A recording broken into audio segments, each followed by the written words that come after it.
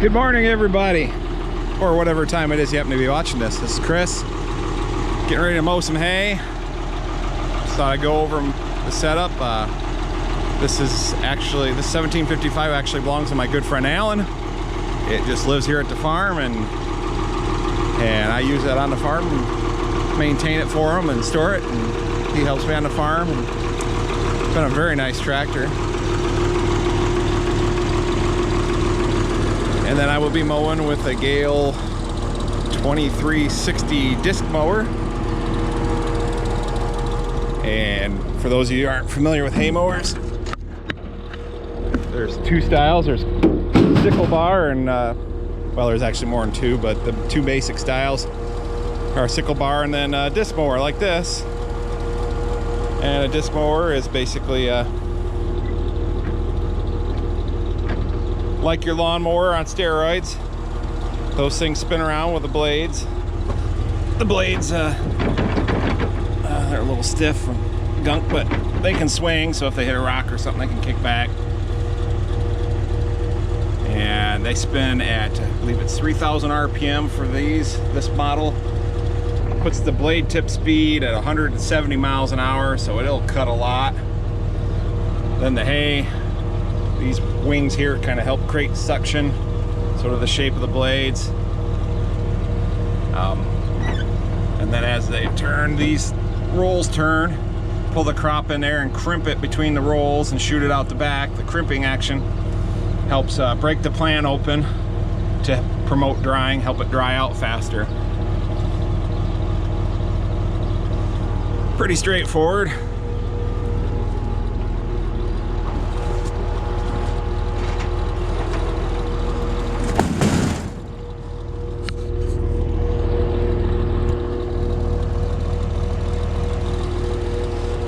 This is one we sold to ourselves new from our dealership. And back here is the evidence that I tipped it down. A little uneven along here. It comes in a shipping crate, sorta. Wood frame. The hitch tongue was not on it. That comes separate, and then this whole thing was standing up to where this was the lowest edge here. The wheels were sticking up in the air, and that way they can get more of them on a truck. And then they had just rough sawn 4x4, 4x6 lumber into a frame to help support it on the truck, and so it wasn't actually resting on the nose of the mower. You got it unloaded, and then you had to tip the whole thing down. And you just, according to the book, you're supposed to, wrap a chain around the axle there or something. And then this was wired up. And as I was tipping it back, everything was going good, and the wires snapped, shipping wires, and it tipped back and hit the mast of the forklift and put a little bit of a dent along here.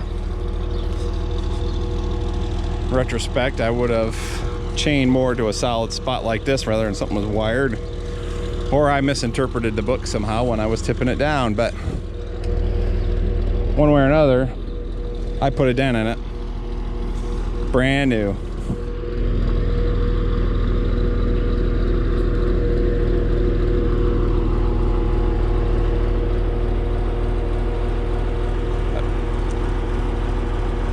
Well, let's go mow some hay. I want to show you. Oops, the little fuzzy thing stayed in my pocket. I bought a decibel meter.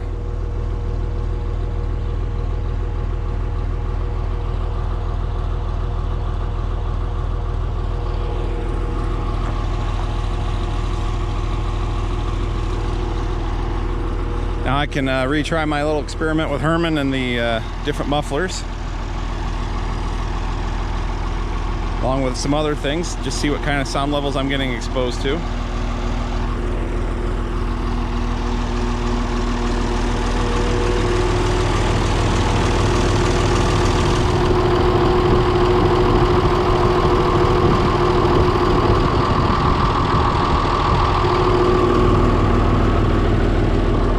Kind of wondering if it's going to go high enough to register Herman even then. We'll find out.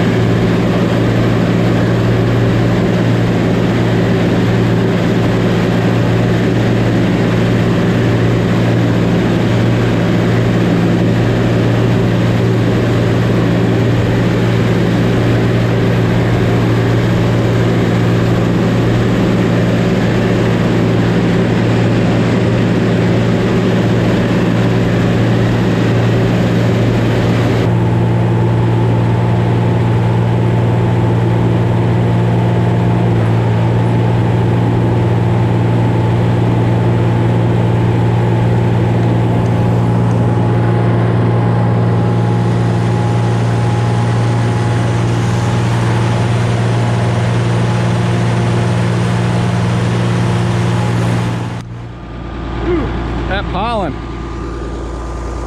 This field, my hay is a blend of orchard grass and alfalfa. And woo, the orchard grass is pollinating. Good thing I don't have hay fever allergies.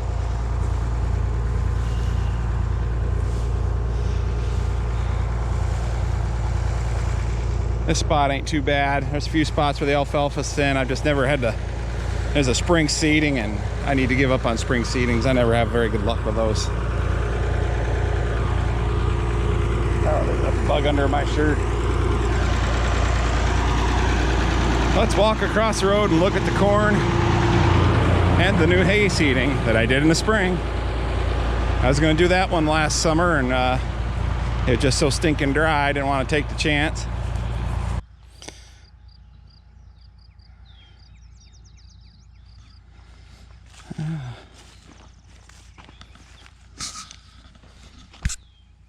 You can see the alfalfa plants. Not really seeing the orchard grass.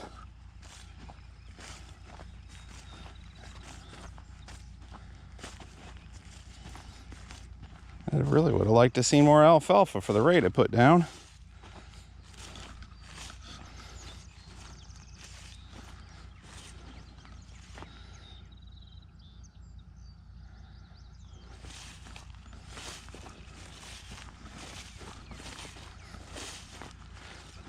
A little better over here. Oh yeah, it ain't so bad in here. Now, might have been some spray drift. Got that alfalfa over closer to the corn. So yeah, a lot better over here once you get away from that.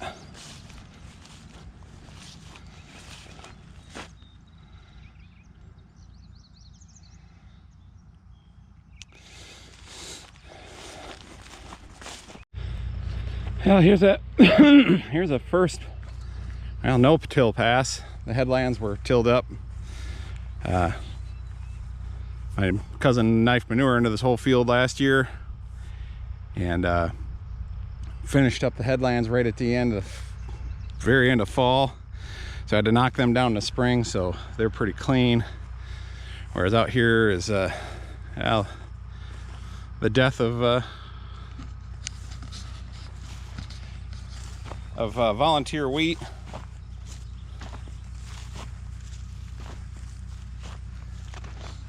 Spray's finally doing its job. Didn't get it on when it needed to be on.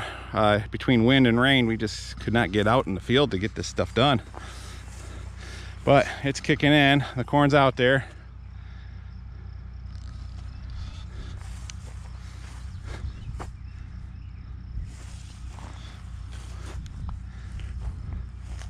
Another shot of rain wouldn't hurt it. This ground's so sandy. You gotta get down an inch or better to find moisture already. And I guess it's been a week without rain. But heading in the right direction. A little spindly from competing with the weeds there that are finally dying. But honestly, I mean, this stuff has had really no competition, and it's not any bigger, less spindly. So I think it'll pull out of it good, especially when we get some rain. The challenges of farming. Here on the other side of the fence line is some ground I rent, and it's soybeans. And they're coming up real good, but it had good moisture in the soil, and after I got done, got a nice little soaker rain that amounted up to a ½ inch. And boy, I bet there's a woodchuck up there. I don't know if you can see it on screen. There's like a half circle where there's not much beans. That's usually a good sign there's a woodchuck living in that hedgerow, and he's coming out and munching on the beans. So the rest of them sure look good.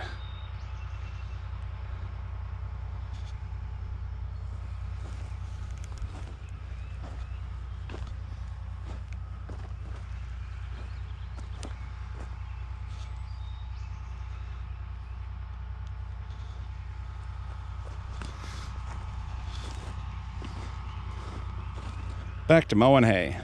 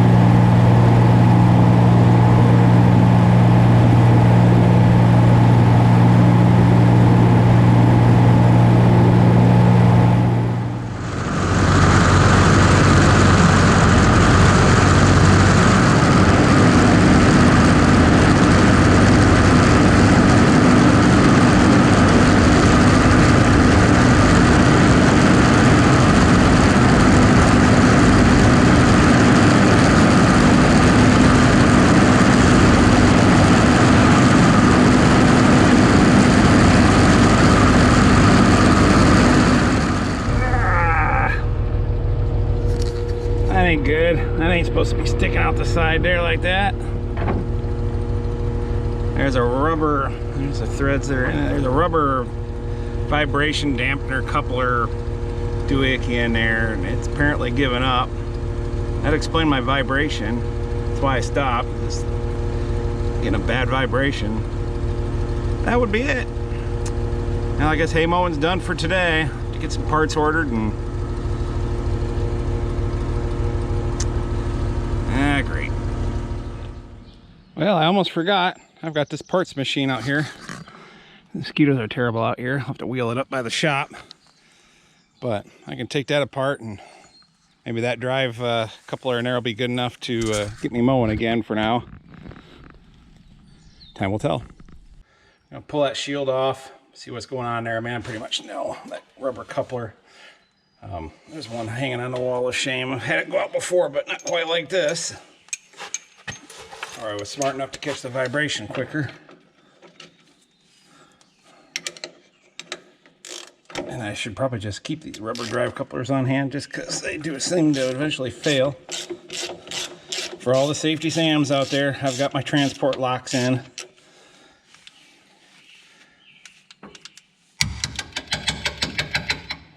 So it won't be coming down on me.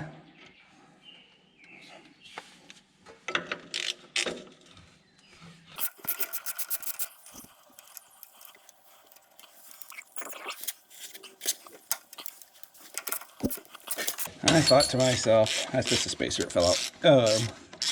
It's a nice day. You're just gonna mow hay. Why don't you wear a Herman shirt today? You don't have to worry about it getting dirty.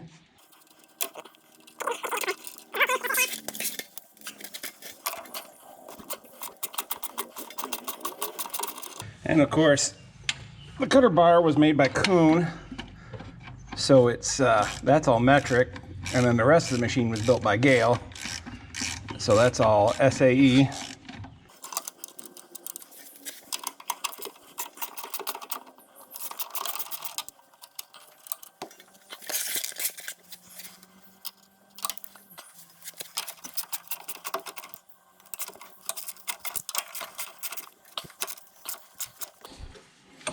These are a carriage bolt. That's why I'm not having to have a wrench on the other side. Now everything's getting loose enough. This last one is wanting to pop out of its hole.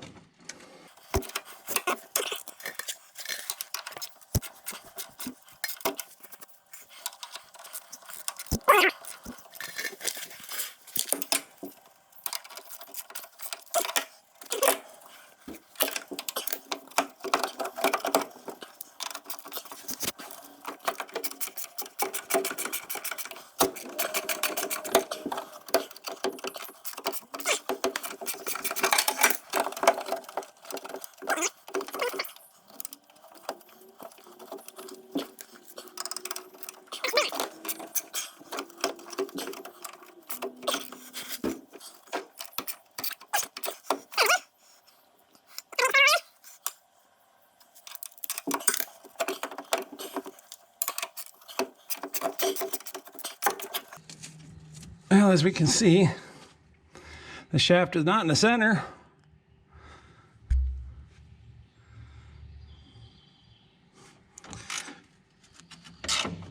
If I could just get this stinking bolt out. Well, I guess the upside is everything's all wet from the dew and green hay. So, when in doubt, burn it out.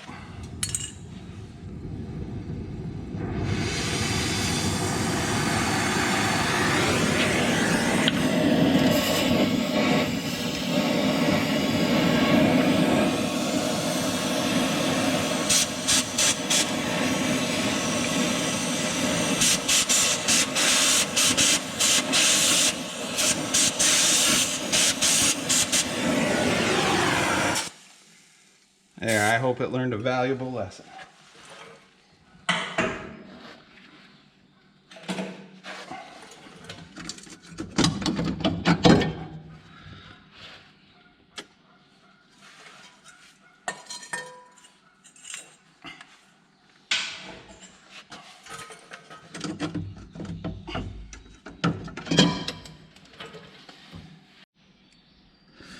Okay, there's that roll pin I was mentioning. I can feel it's broken off on the other side. So I guess I'll take advantage of that. Spin it around and drive it through the other way. Ew. Yeah, there's... What that does is let the top coupler slide down past that point so you can get stuff out. Now I've got a crowbar down in here just to keep that baby from turning. Taking off the bolts that connect the drive coupler to the output of the gearbox.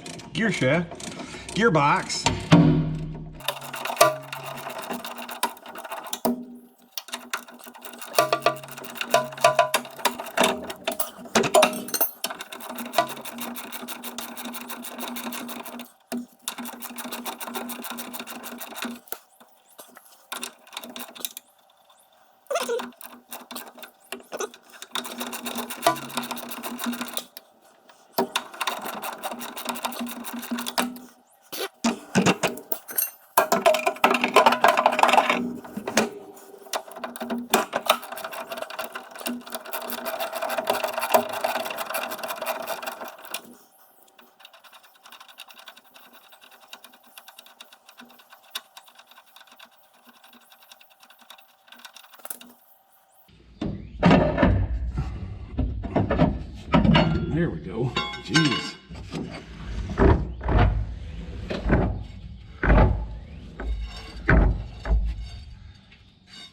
Now you're facing the wrong way.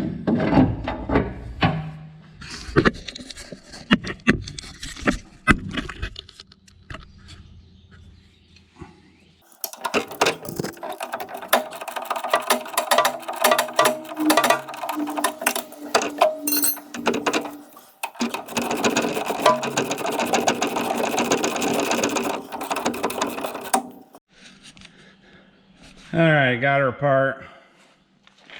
As you can see, this rubber coupler gave up. That bolts onto the down in there.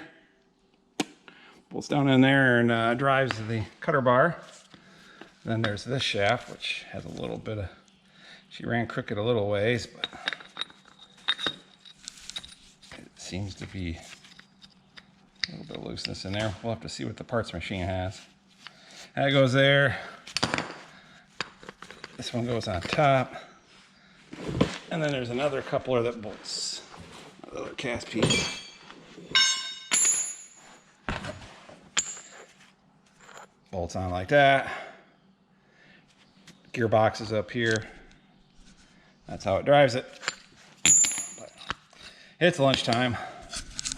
So I guess after lunch I'll grab the forklift and get that other mower up here and start dismantling and seeing if there's enough good parts in there to get her going again so I can get my hay mowed.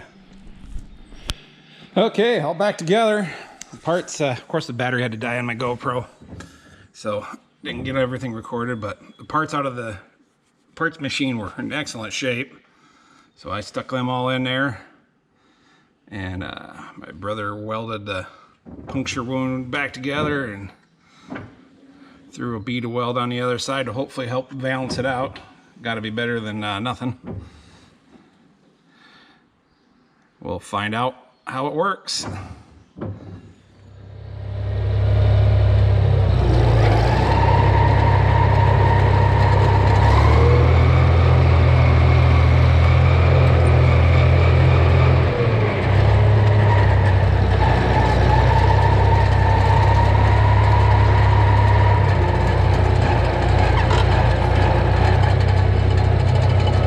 I forgot to take the transport locks out.